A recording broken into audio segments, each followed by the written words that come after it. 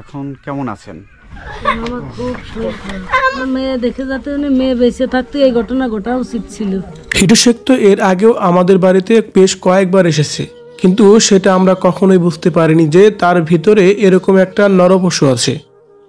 Viewers, নতুন এক সাক্ষাৎকারে আসিয়ার মা এবার কি বলছে কাঁদতে কাঁদতে, তার শারীরিক অবস্থাও যেন কতটা অবনতির দিকে চলে গেছে এ বিষয়ে যেন কান্না করতে করতে কথাগুলো বলছিলেন আসিয়ার মা।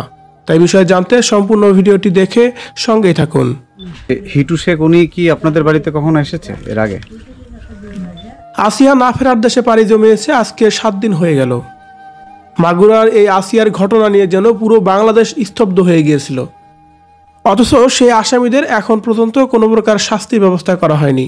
শুধুমাত্র তাদেরকে রিমান্ডে তোলা হয়েছিল এবং কি তাদের মুখ থেকেই স্বীকারোক্তি নেওয়া হয়েছে। আর তাদের শাস্তি নিয়ে এখন পর্যন্ত ধোঁয়াশা রয়েছে সাধারণ জনগণের মধ্যে।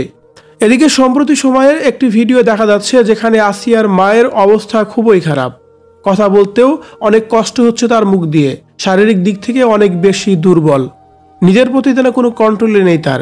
এভাবে থাকলে হয়তো তিনিও তার স্বামীর মতোই ভারসাম্যহীন হয়ে পড়বেন এমনটি বোঝা যাচ্ছে।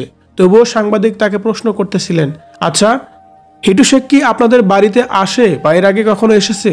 এমন প্রশ্নের জবাবে আসিয়ার মা বলেন, হ্যাঁ এর আগেও তো এসেছে, কিন্তু তার মধ্যে যে এত বড় একটা নরপশু আছে সেটা তো আর বাহির থেকে দেখা যায় নাই।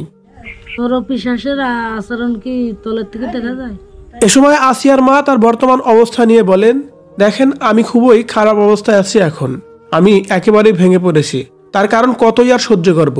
আপনার মা যদি আপনার বোনের এরকম করুণ দৃশ্য সামনে থেকে দেখতো তাহলে কি সে ঠিক থাকতে পারতো? আপনি একবার ভেবে দেখেন তো। আমি আমার আসিয়ার করুণ মৃত্যু সামনে থেকে দেখেছি, তার প্রত্যেকটা মৃত্যু যন্ত্রণা আমি অনুভব করেছি। তাহলে বোঝেন একটা মা হয়ে কতটা কষ্ট আমাকে সহ্য করতে হয়েছে। আর এখন পর্যন্ত আমি এগুলাই বলেই যাচ্ছি। আর কত সাহস করব, আমি যে করুণ দৃশ্য দেখেছি মা আর কত সহ্য করব।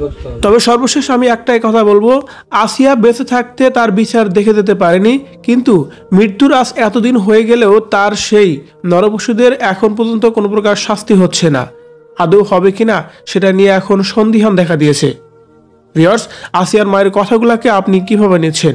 আদৌ কি আসিয়ার উপর অমানবিক নির্যাতন চালানো সেই নরপশুদের কোনো শাস্তি হবে না? আপনার মতামত কমেন্ট করে জানিয়ে দিন কমেন্ট বক্সে।